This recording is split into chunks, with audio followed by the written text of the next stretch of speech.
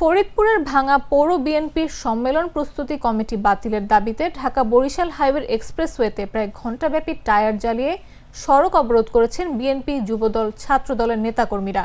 বুধবার রাত 9:30 থেকে 10:30 পর্যন্ত মহাসড়কের টায়ার জ্বালিয়ে অবরোধ করা হয়। এ সময় দুই পাশে তীব্র যানজটের সৃষ্টি হয়। সড়কের দুই পাশে দূরপাল্লার শত শত যানবাহন আটকা পড়ে এবং যাত্রীরা চরম ভোগান্তিতে পড়েন।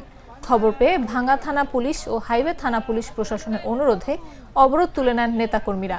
নেতাকর্মীদের দাবি, ভাঙ্গা পৌর বিএনপির সম্মেলন প্রস্তুতি কমিটির নাম ঘোষণা করা হয়েছে, এখানে পদবঞ্চিতদের জায়গা হয়নি, পকেট কমিটি করেছে। আমরা অবিলম্বে এই কমিটি বাতিল চাই। আগামী 24 ঘন্টার মধ্যে কমিটি প্রত্যাহার করা না হলে পুনরায় সড়ক অবরোধের ঘোষণা দেন তারা। বিএনপির আজকে পদবঞ্চিত একটা কমিটি ঘোষণা করছে, সেখানে পদবঞ্চিত কিছু নেতা এবং তাদের কর্মী সহ টায়ার জ্বালায় তারাই প্রতিবাদ করে, তারা বঞ্চিত হয়েছে।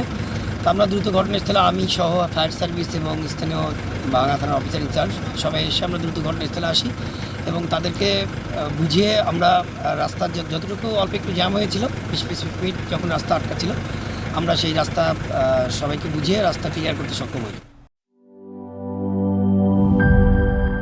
বান্ডেল থাকলে প্রতি সেনমানিতে টাকা বাঁচবে। বিকাশ সেনমানি বান্ডেল কিনে জিতুন প্রতি লেনদেনে।